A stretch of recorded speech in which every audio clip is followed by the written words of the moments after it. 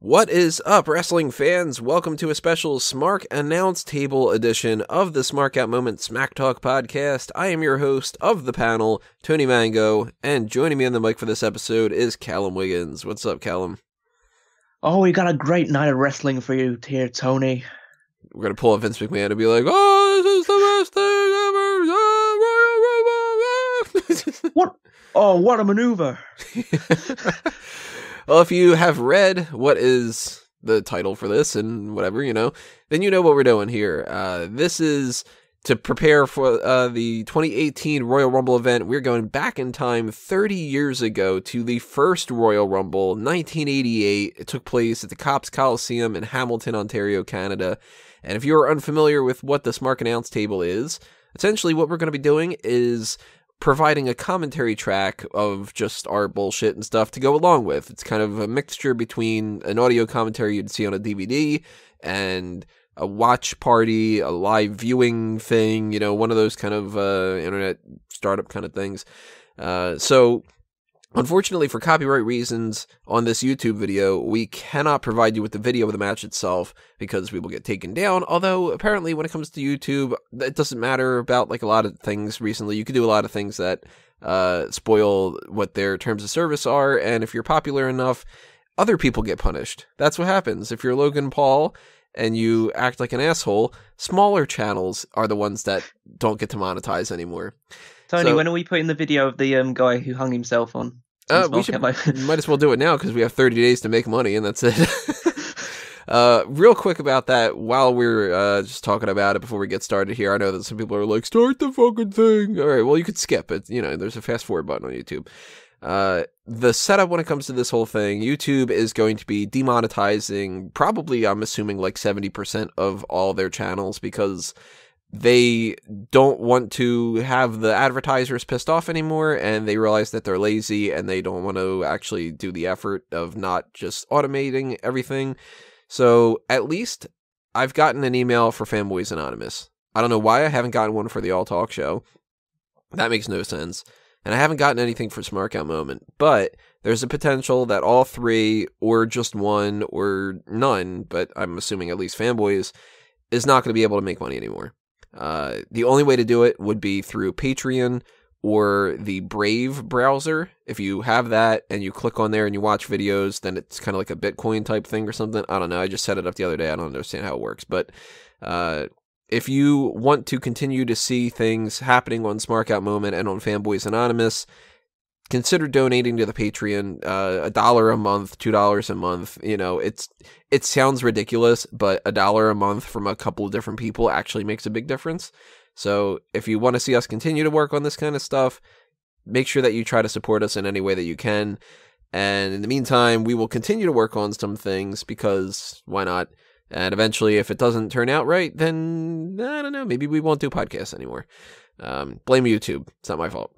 So that is why we cannot provide you the video itself. But what you should do as far as how to watch along with this, go to the WWE Network. You will find a link below in the description. If you are listening to this on iTunes and Stitcher, there's a link on the website post itself. It's WWE Network video V3 something or whatever. I don't know. You'll see the link. It's the 1988 Royal Rumble. You could just do a search for it. Go to 1 hour, 16 minutes, and 5 seconds. That's where we're going to be hitting the play button on there. It's a black screen because they just went to a commercial break. You should have seen Hulk Hogan gasping for air. And then it'll start off with the Royal Rumble logo and Jesse the Body Ventura and Vince McMahon doing the whole, let's explain what this is because it's 1988. Nobody knows what it is anymore. And when you, I do my countdown, 3, 2, 1, play, you hit the play button, and we'll be synced up nicely. Our audio will match up with yours, unless there's some kind of glitch or something like that, and then you can fix it, And we will be watching just the Royal Rumble match itself, not the rest of it, because there's some random tag team match that happens afterward. I don't even remember who it is. Let me look at that information real quick. You can continue watching afterward, though. I'm going to stop you guys. The Islanders and the Young Stallions. Yeah. Oh, that classic. Yeah, that's a classic. Yeah. You should definitely I mean, we won't, but the rest of you guys should just stick around and watch the rest of it. Just don't watch the stuff that comes before it. The 1988 Royal Rumble is not a pay-per-view to sit down and watch and be like, classic, this is so great. It isn't. But the Royal Rumble match itself, it'll be interesting to look through the scope of 2018 versus 1988 because it is vastly different than what it is now. And so if you get yourself situated and started and everything like that, then you should be ready to go. And I'm just checking my settings here. 1:16:05. Remember, that is the time that we're going to be starting. In 3, 2, 1, play. So, World Wrestling Federation's Royal Rumble. You should be hearing that right now. God, that font. Yeah, and I cannot find a transparent logo of that anywhere. So I had to try to make my own the other day. They're talking about Dino Bravo. Terrible segment. Yeah, lifting weights for 15 minutes. Imagine if Roman Reigns did that today. Imagine the heat. To be fair, he probably wouldn't want to do that because the steroid stuff coming up as well. So.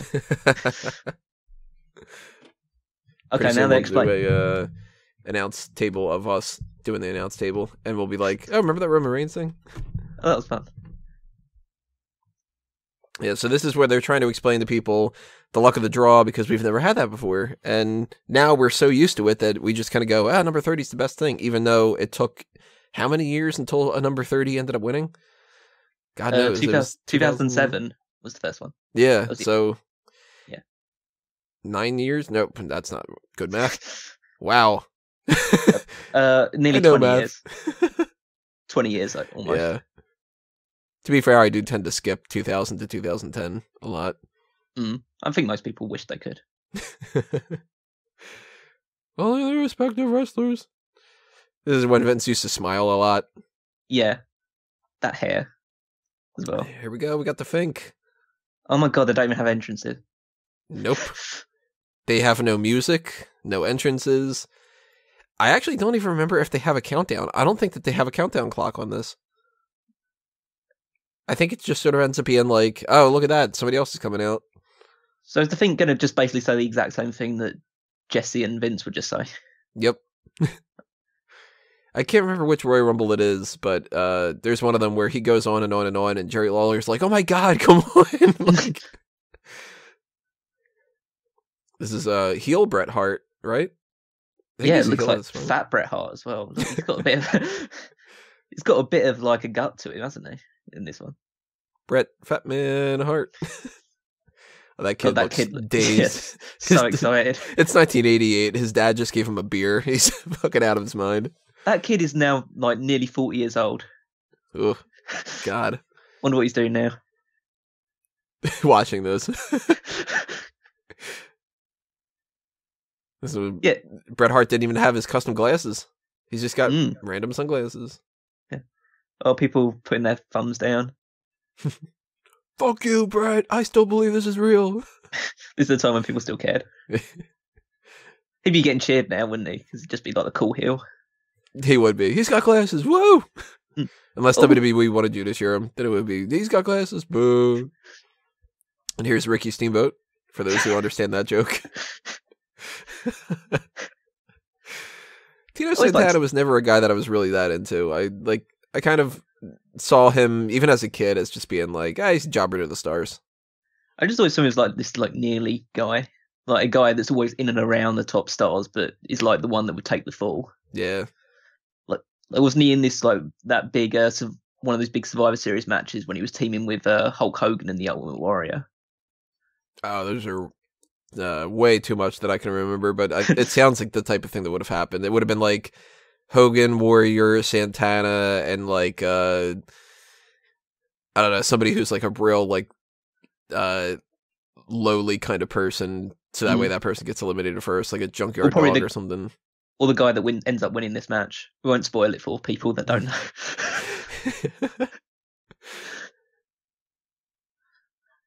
Look at the 80s hair. The woman in the front row. Oh, I thought he was about the wrestlers. That's quite 80s hair as well. Yeah, this is back when the referees all had the little bow ties and the blue shirts too. Yeah. And Jimmy Hart as well, prowling the outside. Must have been on this show quite a lot because he was also involved in the Dino Bravo thing. So basically, this was a Jimmy Hart show. Now we have like no managers. I liked the managers back in the day, like when Heenan would pop up multiple times. And wonder how many managers we're going to see come out. Like you won't know because, like, for the record, I've never seen this match before. Oh, really? No, I never travel back in time for this stuff. So I've seen it a handful of times. I used to, for the past couple of years, I used to watch every Royal Rumble from start to finish, the matches themselves. And we do have a countdown clock. Okay, good. Yeah. But it got to a point where I was like, how many times do I really need to watch like the 88 Royal Rumble and stuff? I really just end up, if I don't have other shit I have to do, I watch the ones that I had a lot of fun with. So who is this now? It's some guy with a blonde perm. So it could be literally anybody from the 1980s. It's Butch Reed. Butch Reed. It's like, this is where my lack of knowledge of this time period is going to... Remember that classic Butch Reed match where he thought, that guy? I know that some people, it's like blasphemy because it's like, this is the natural Butch Reed. Like, and it's like a name that I know and all that. But I mean, I couldn't tell you a single match of his that I know for sure. And I wonder why he's called the Natural. Because he doesn't look like those muscles are natural to me. Oh, his hair is clearly natural. Yeah. He looks like, I mean, I don't know how to compare it to maybe some sort of like overweight, bleach blonde Rocky Johnson. I guess it's better to be that than an overweight, bleach blonde Rocky Maivia.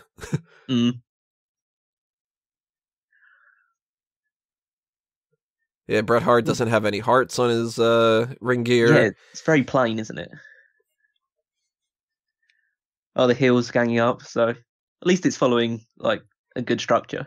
Yeah, it's got the same protocol for the most part. I think that they have like some things that they willingly do in Royal Rumbles because they know that it's an old Royal Rumble thing that started with this, and pretty much any battle royal. I mean, we've had battle royals before this kind of point, but oh, they decided to skip the countdown clock for this one. Yeah, that's okay. Oh, it's Bret Hart. Oh. Almost eliminated. Getting slightly excited. Starting to fall into the trap of the commentators of he's out. Oh, he's still in. Yeah. So, okay, this is quite... I mean, 3-on-1's a little overkill, don't you think? Would it be that hard to put another babyface into the ring for the fourth person? I don't know. I mean, you might have to see if... I don't remember who comes out. God, this... I think he's got him, Butch. You don't need to help him as well. Oh, please turn on him. Please turn on him and hit him. I wish I could remember some of these things to be like anticipating something, but I don't know. I guess it's kind of better that I don't remember. All I know is that One Man Gang comes out at some point. That's all I remember for sure. Well, I look forward to that moment. Yeah, it would have been better if it would have been Akeem, but...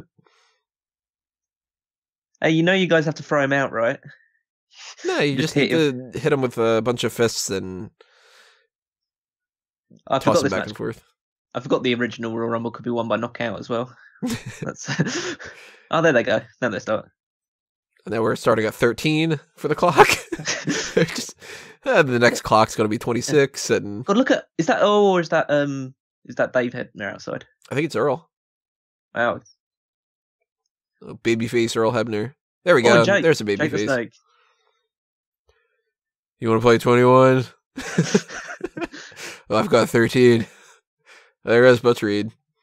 It's a moment of history there. He's the first ever person to be eliminated from the Royal Rumble. And he lasted... Let me look up the time. He lasted 3 minutes and 18 seconds, according to Wikipedia. So... Good on him. At least he didn't set like a really bad record, but if you're looking through the scope in 1988, he has the shortest time in Royal Rumble history. Butch Reed, what a failure.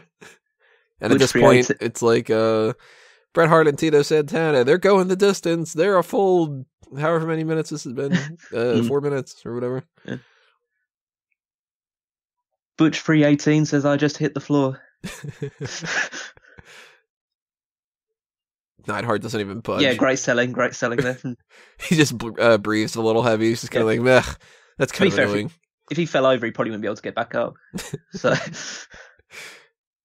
yeah, he just uses that beard as like a jack to get himself up. It's quite interesting to like watch people like Jim Neidhart, because obviously Natalia's going to be in the first Women's Royal Rumble soon as well. So, comes full circle. There we go, pile driver. We never get to see those anymore. Yeah, no, just a random throwaway move in the middle of a match. Harley Race. He was still wrestling around here, huh? Yeah. Yeah. God, he looks well fed. I feel like I'm going to be saying that for a lot of people that come out. God, the perms are ridiculous on this in this era. Did you ever see the movie Bad Santa? Yeah. Oh, right. He reminds me of the kid. Oh, you seen Bad Santa too? He definitely looks like a kid there. I actually only watched that this past, I almost said Halloween. It wouldn't have made no sense. This past Christmas was the first time I saw that one. Not as good as the first. Yeah, he does look like the kid. It's like Harley Race comes in. He's entry number 5 or whatever. He's going to bring some sandwiches. Like, fans are getting really excited anytime someone's even close to the ropes at this point.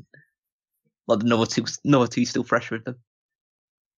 Taps him on the shoulder. And, hey, Brett. Huh? Oh, shit, I'm in a wrestling match. So which one of them's going to do the handstand outside the ring? Because there's got to be a Kofi Kingston. God, imagine if they started to do the shit that they do now back then. People would have just been like, oh my fucking God, this is the best. Now we're starting at 10 on the clock. Yeah. Well, at least there is a clock this time. I'm just like, it's the excitement of knowing whether there's going to be a clock or not. God, it looks like Jim Neidhart tried to go into Santana's pants there. Just tried to put his hand in. So... Oh, it's a Killer Bee. I gotta admit, I don't know which Killer Bee is what. I think this is Buzz. I know it's not Sting. Killer Bees are one of those things that, like, depending on the era that you're in, you might have loved the Killer Bees in 1988, but you also might have loved the Highlanders in 2006. Mm. And you know, nowadays you might be like, oh, that classic tag team, Heath Slater and Rhino. Like, look, I'm just listening into Vince's calls. Like, did he go over? No, he didn't throw the middle rope. That sort of stuff. Oh, Vince is one of the worst when it comes to the Royal Rumbles. Everything is always just, he's out, he's over, that's it. No, he isn't. And then you're like, well, he can't be both. Stop it. Or the trying to see if I recognize any of the other ringside referees, because I know I was watching like Survivor Series one year or something, and it was just like, oh, there's Mike Chioda with a fucking mullet. So I don't know about the other two refs. One of them's Earl. I think one of them might be Joey Morella. I can't tell for certain which one, because they both have like long black mullets. There comes Sam Houston. Seriously? That's his name? Yep, Sam Houston.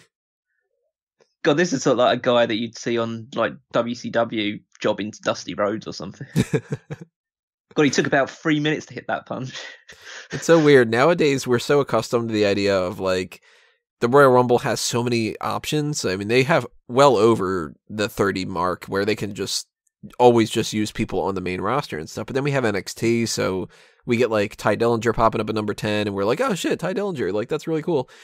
And then you look back in like 95 or something even, and they're like, here's, what's his name? Doug Gilbert or whatever from the AWA, or here's Mil Mascaris, and you're like, who's Mil Mascaris around that time? Because you only watch WWF, you know? Yeah. And I don't know about through, shit, Santana. I thought he lasted longer. Okay. At least they embrace. Yeah, they're Hart's Foundation dominating this Rumble so far. They were starting at 13 again. Yeah. And Hebner's just kind of like, you okay, buddy? I know. You weren't supposed to win anyway. See you at WrestleMania. Don't worry, the winner of this isn't going to go and do anything else in his career anyway. No. Dangerous Danny Davis stole the ring gear off of a mixture of Virgil and anybody in the crowd. Yeah, he's like turned a referee shirt into his tights. Yet he's wearing a shirt, despite the fact that he's got a better physique than somebody like a Harley Race. I'm trying to see what does the back of his tights say? He's got some red writing on there. I was assuming rental. What is Harley Race doing? What the fuck is he playing like teeter-totter or something? Yeah. Swing set up and down. I'm surprised the ropes haven't collapsed yet. See, I know a lot of people love classic wrestling, golden age type stuff, but I have to admit, it is boring as shit when you watch, and people do like everything in slow motion. Oh, it says dangerous. And like what that thing right there with Dangerous Danny Davis and Jake the Snake, it was like, I've got your foot, and then I'm just going to let it down and then punch you. And nowadays, it's like, I've got your foot, you're going to try to do an enziguri, I'm going to flip around, we're going to do this. And it's like, so much better. Yeah. I know people don't like the flippy shit every once in a while, but come on, they're at least athletic. No. Well, I think the storytelling of a match like this would probably be, well, it depends on your taste, really, but it'd probably be a little bit better. But, okay, so this is a Russian guy, clearly. It's not Ivan Koloff, but who did they say it was? I think it's one of the Bolsheviks. I don't recognize him offhand. Oh, let's see. Boris Zhukov. That is Russian McRussian. I think he was tagging with Nikolai Volkoff at one point. That makes sense. Because, Russia number one. People were only friends because of their nationality.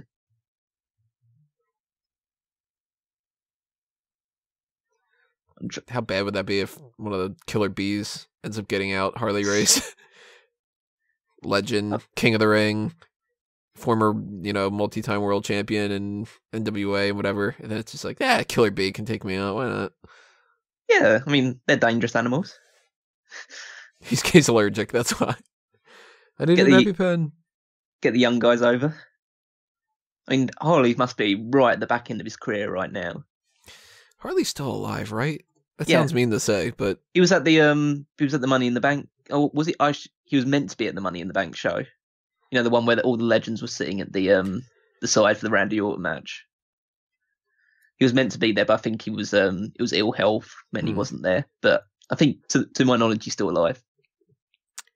Yeah, he is. He is 74. I thought he would have been older than that. It's pretty good for a wrestler, though, to reach that age.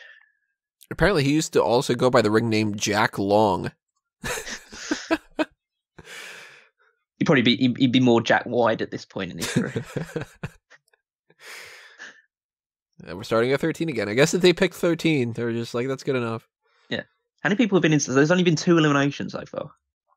Tito and Butch Reed, right? Yeah. Yeah. So a lot of these people are actually lasting quite a while. Hang on. Is that? Which one is it? Is it Muraco or is it Volkoff? Which one's the one that's going? Muraco? Or that's Don Muraco. Yeah. Wait, what? Wait, they were fighting each other. I thought they were partnered up. No, I thought he was going to the ring because he was like, hey, I'm going to be like your partner or something. Okay, that was awkward as hell. No, I thought that was like a tag team member joining him or something. I don't remember the context of this. No, I think Volkoff is teaming with Zhukov, but maybe he saves him from elimination here because it looks like he's got. Oh no! Decide to just watch him go out. Now he must have lasted less time than Butch Reed. He was like in and out. He lasted 2 minutes and 33 seconds, according to Wikipedia. So, yep, Butch Reed sets a new record. Oh, this is when we used to have that glare. I don't know if you had your eyes up on the top part of the screen, but that glare from the lights. Oh, no, I'm probably fortunate. Don't my epilepsy kicking in or something. I don't remember too much of Don Muraco. The only thing I know Don Muraco for is that he's the person that took the splash from Jimmy Snuka. Is he the one that ended up being like killed by the mafia or whatever? No, that was Dino Bravo. Oh, okay. Yeah, I was like, I mix those two up all the time. Don Muraco's still alive too, as far as I'm aware. Until the mob As gets well. him. And thinks that he's Dino Bravo. Oh, we thought you were Don Muraco. Now we have to go find him. Just he's been in hiding all this time. Oh my god, Volkoff, just leave. Yeah. Oh, I bet he's the next person in. Well, there you go, Ventura. I wonder if that was like a legitimate mistake, or because I don't really see what the point of it was. Like, if he'd have helped Zhukov stay in the ring, then maybe I'd understand it. That might be, yeah. That might be he might have came out of the ring, and that's why it was awkward. And then there goes Harley Race.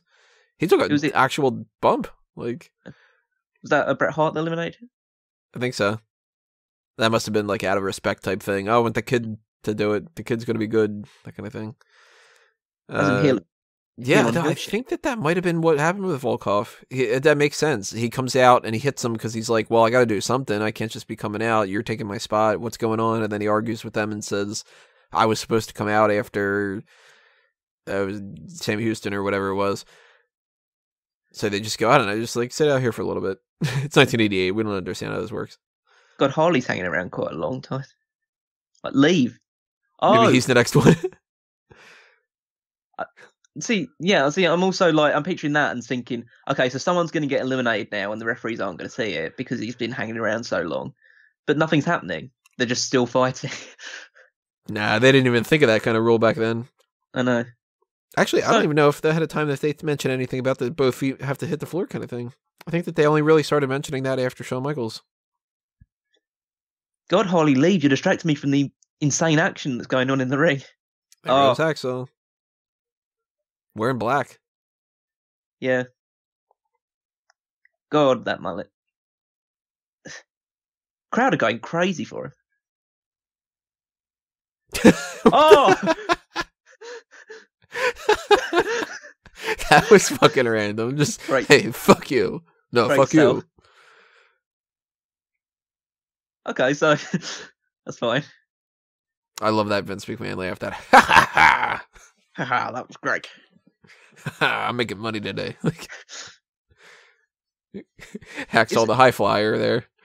I'm trying to think. I don't remember like what the origins for the Royal Rumble, because a lot of the WWE pay-per-views around about this time, or their specials, was trying to compete against something that WCW were putting live.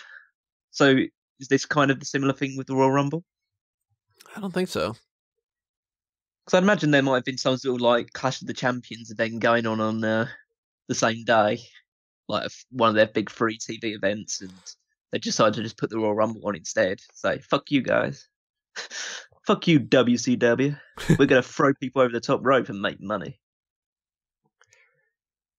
I don't see any information real quick about it on like what necessarily brought it about, but it's probably just a favour to Pat Patterson. Hey, I got this great idea for a match. We'll make a whole show about it. Ron Bass. I prefer Ron Mackerel.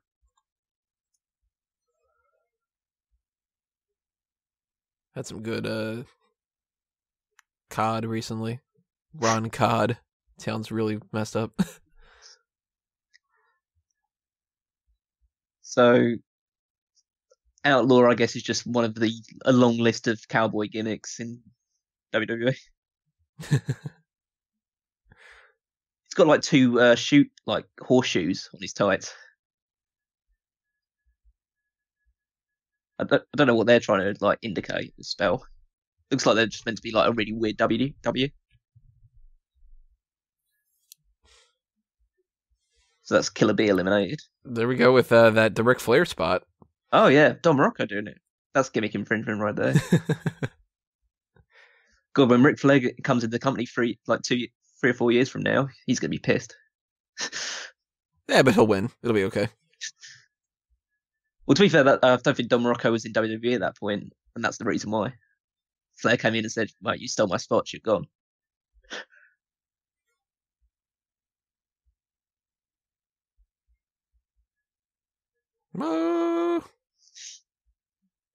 God, the tag team partners are getting eliminated at really inopportune times. They didn't figure that out ahead of time. They go like, sometimes it'd be kind of fun to have like both of them in the ring. Maybe they like fight each other or something. I mean, the Hart Foundation have got it down, so I've got to give them credit for it.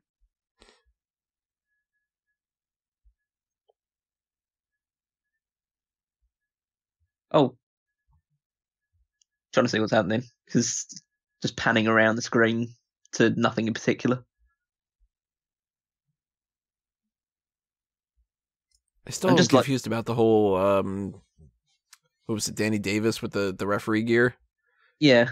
I think Danny Davis actually became a referee at one point. Makes sense. He probably just revered them so much. Yeah. Yeah, I just don't know what his outfit's supposed to be. He just looks like a trapeze artist. If that's the case, you would have expected at least one Hurricane Rana. Danny Davis is going to go out. Nope. No. Just hang on to the ropes. They must have been worried with so many of these like hosses in the ring that like falling to the floor might have like caused an earthquake nearby. Well, that's when they do that whole like the ring's been reinforced, lots of beef in the ring now. Like, oh, is that actually that'll probably happen when Earthquake actually gets into the ring? I don't even know if he did. I had no idea. Oh, Hillbilly Jim. There you go. I like that guy. Hillbilly Jim. Crawling through the bottom rope there, making himself as awkward as possible getting into the ring. God, he's huge. He looks huge. Yeah, he was a underestimated type of guy. Like, there goes Neidhart. Hillbilly Jim had a lot of charisma back then and everything. Big size. Like, he was. If he would have come out at a different time frame, he would have been a lot bigger. Or like, not physically, but because he was in the WrestleMania 17 gimmick battle royal, wasn't he? I think so. I remember watching that and thinking, God, this guy's huge and he looks in great shape. Like, why is he not actually in WWE anymore? But who won that? Was it Iron Sheik? Yeah, because he's the only person that actually couldn't like physically go over the top rope. But yeah, the only thing I remember him for, because I never saw him like as a like in-ring competitor. I only really saw him as the manager of the Godwins. Yeah, that's really what I knew him from too when I was a kid. Yeah, oh, that was a downgrade. Something, country boy. They started from 14 this time. It's just like, that with it. Mix it up a little bit. They gave us a whole nother second to prepare for... Oh, it's Dino Bravo. There you go, Dino Bravo. Being followed by a member of the Mafia. Actually, who is following him? I don't know. Looks like some sort of painter. I was thinking that it was like a doctor. Like a surgeon or something. Oh, that was Sam Houston. That's quite a significant fall.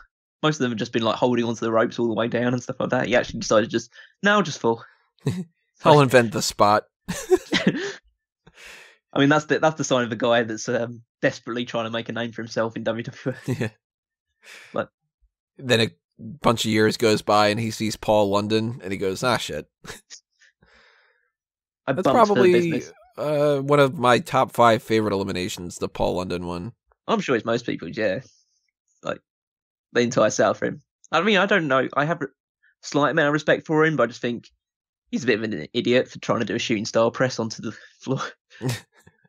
I'm just thinking, that was a great moment that people are going to be repeating every now and again. Where are you now? Oh, that's right. Nowhere. They're all getting excited about something. It looks like there you go. It was a clock starting at 12, I think it was. Right.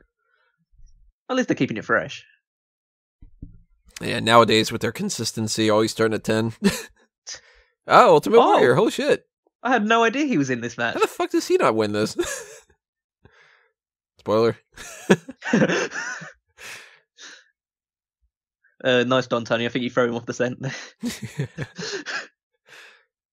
I think it was Bret. Oh, now it's just takes a nosedive. Mm-hmm. I love how, and this is the same for every Royal Rumble in history.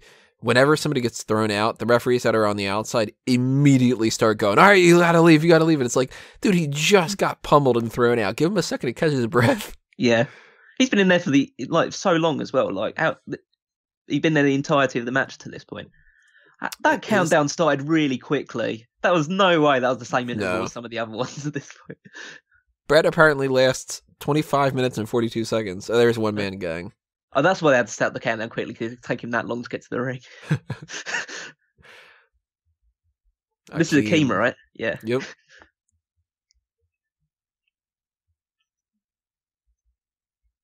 That's he wins the award for the worst haircut in this match.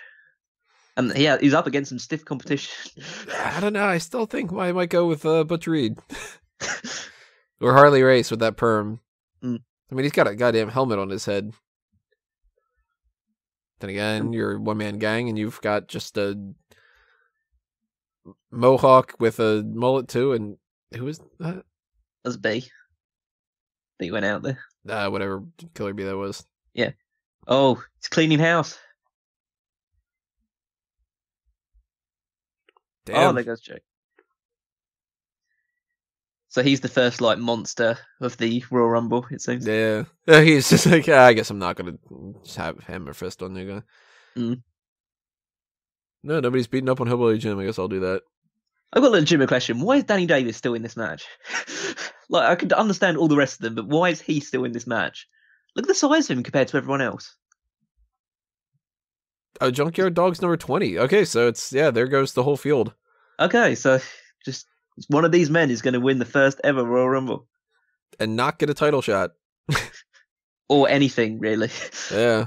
Well, it took until 93 before they did the title shots. Yeah. 92 title was on the line. Everything else ahead of time was just sort of like bragging rights. It was a vehicle to get Hulk Hogan slightly more over. Yeah. And randomly Big John Studd. There must have been a reason for that. I I think not much of a reason for this one. No, well, I think they just wanted to get a good guy to win it. Someone that the crowd would cheer. There goes Volkoff. Thumbs up. So excited about this. So I'm trying to think, if I were a kid around this time frame, which I technically was because I was... there goes Jim. A year old at this point, or depending on what month it is. Who I would have been rooting for. I assume I probably would have been an Ultimate Warrior mark. Yeah. But if not that, I think I probably would have been cheering for either One Man Gang, just because I tend to like assholes, or I would have been so upset that Jake the Snake already got eliminated and been like, this is bullshit, Yeah. Given up. I highly doubt I would have been. Whoa! Well, that's actually energetic. That's quite a hell of a clothesline, yeah.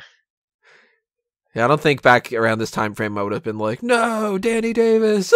Yeah. Oh god, there goes the Warrior. God, that was a really lame elimination for the Warrior. I expected something like he'd take everyone down and then just get a fluke throw over. That was okay, you're just another guy. So we got Junkyard Dog, One Man Gang, Ron Bass. Oh, there goes Junkyard. Junkyard Dog, yeah. Hacksaw, and who are the other two? We got Muraco and Dino Bravo. Yeah. There goes. God, they're just getting eliminated left and right now. It's okay, yeah, they realized that they were running out of time. So this, to make it even more confusing on me for mixing up Muraco and Bravo, both are in the ring. Just like that. However many minutes into this match, and you saw a lockup between One Man Gang and Muraco. And it's weird to think too. One Man Gang is the monster of this whole thing. And he doesn't look that much bigger than the other people. He's kind of Brodus Clay level. Yeah. Or, kind of like Rhino, I guess. Take that, whoever you are. So that's this time frame when managers would actually get hit. as well. And actually try and get involved. They get taken down by the baby faces. Oh, they drop kicked him because he's Frenchy. That's right. He must be managing the Quebecers then as well. God, what a lame. I mean, I know people criticise like how WWE's gone since the olden days, but god damn it, you can't watch this match. Look at all the blades on Akeem. I keep saying Akeem now, on One Man Gang's forehead. Like, this is a guy that's done a lot of blade jobs, which is weird because I don't think they were allowed in WWE at this point. I was too focused on the guy in the stands that is wearing a scarf for some reason. It's probably quite cold in there. How uneventful would it have been if they would have just had, like, they toss out Duggan and then Bravo just gets tossed out and that's the end of it, you know, like. Oh, I'm just saying this is the match that gave them the idea for the Roman Reigns versus Big Show and Kane ending to the Royal Rumble they had one year. Well, this worked for Jim Duggan. It's surely going to work for Roman Reigns. Yeah, the mistake, that was in Philly. This year's going to be interesting. There we go with that. And then he's just like, I guess I'll just jump. Yeah. To be fair, I quite like that because they did the same thing to eliminate Don Muraco, and then they tried it again to get Duggan, and it backfired that time. So I think that's quite good. It's good continuity. It's just a matter of execution. Yeah, and it sucked. So, God, he almost fell out the ring just bouncing off the ropes.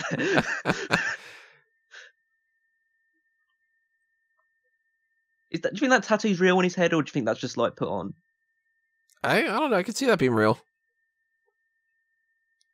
Bam Bam's were real, right? Yeah. Bam Bam Bigelow? Yeah, his ones are real. One Man Gang, the precursor to Bam Bam Bigelow, in many ways. Oh, Bam Bam Bigelow is much better than One Man Gang. Oh, yeah. I mean, I like One Man Gang for what he was back in the time frame, but he can't compare to Bam Bam. Bam Bam is awesome. Yeah. And he might be going to the Hall of Fame this year, according to rumors. I hope so. Of course, that rumors every year, but, you know. And here we go. This is going to be the end. Boom. Oh, drop the rope. At least the crowd seems super excited about it. They're like, yay, none of this matters for a couple years. Like, yay, it's over.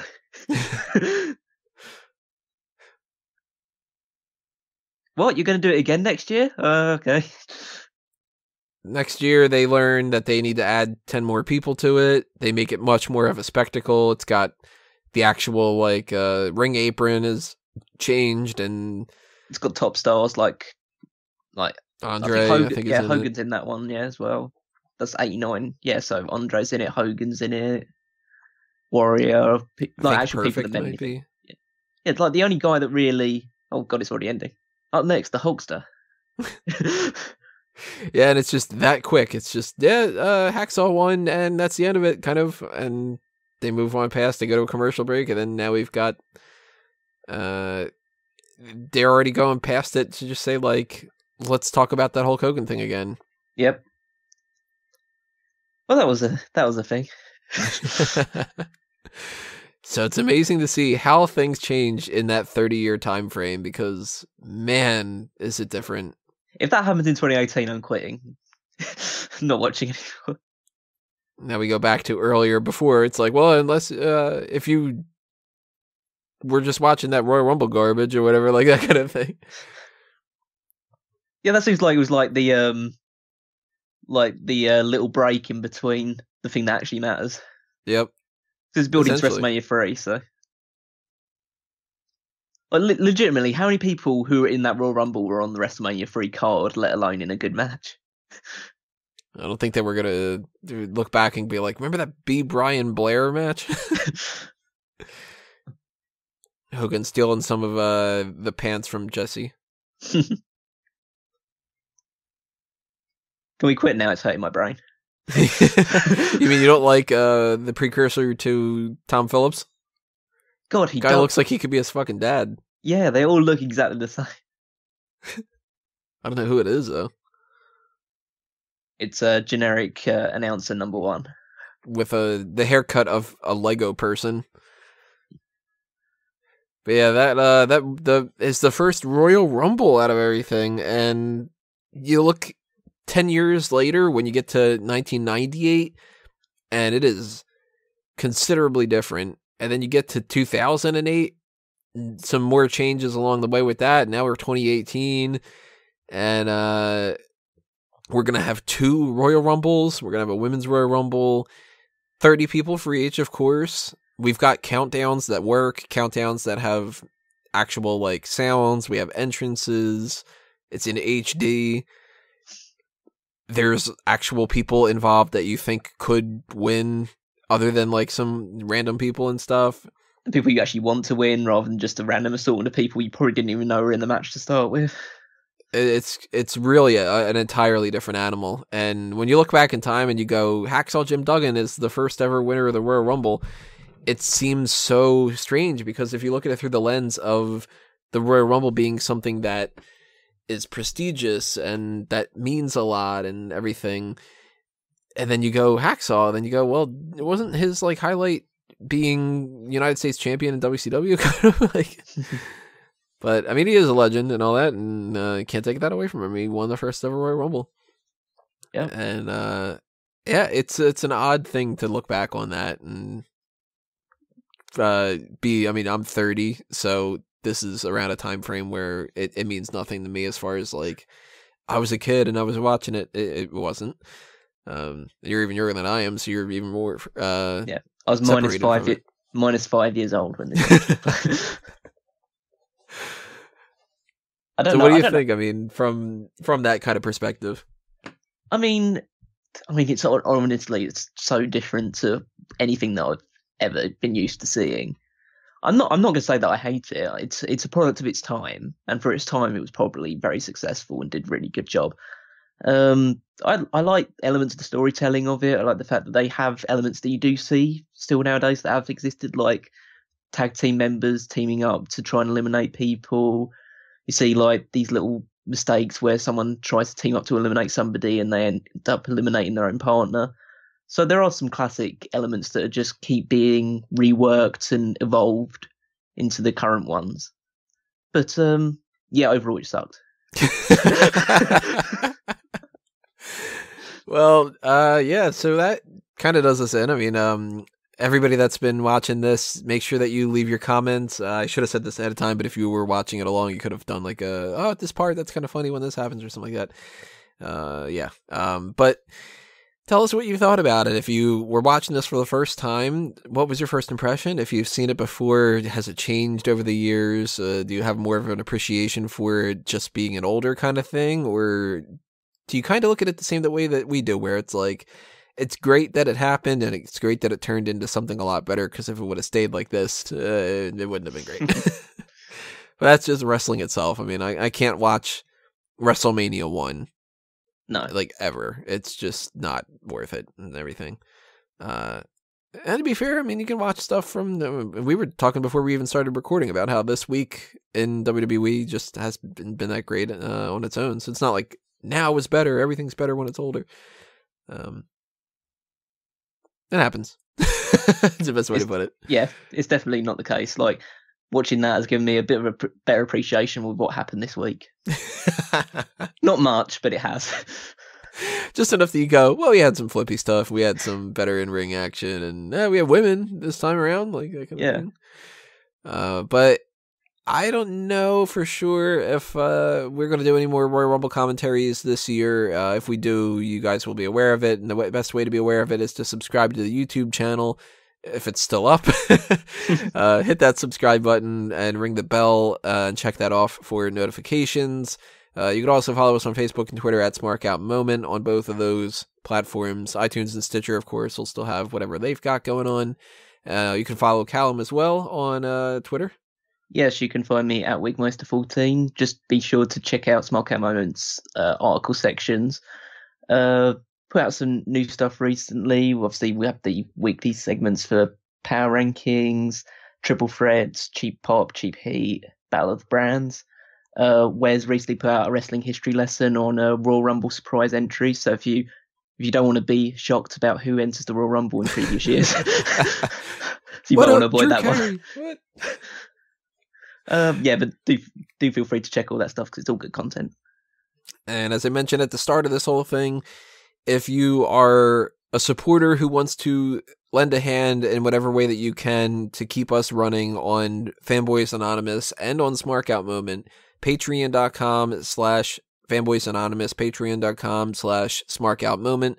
I just readjusted the rewards schedule thing to be a little bit more reasonable because I had some stuff that made no sense before and I hadn't edited it in well over a year. So there was kind of like references to things that don't exist anymore, you know, like, oh, we'll give you a shout out on the group meeting podcast. We haven't done a group meeting podcast in God knows how long, but that is something that I don't want to skip over. Lend a hand in whatever you can, $1 a month, $250 a month, you know, whatever it is.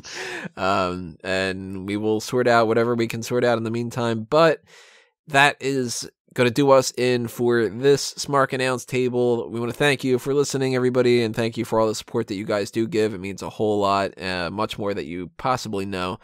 And we will continue on next week with our regular hot tags and with the predictions for NXT TakeOver Philadelphia and the predictions for the Royal Rumble. Man, that's going to be a busy-ass week for me. Yeah. Then we're going to follow that up with the post-show for both of those. And then the week after that's the mailbag. So start thinking of those questions as well and start sending those in while you can. I already have a couple of them backlogged already, so thank you to those people who sent them in. And we'll see you when we see you. So, adios, everybody. This has been another Smark Out Moment. We're being counted out.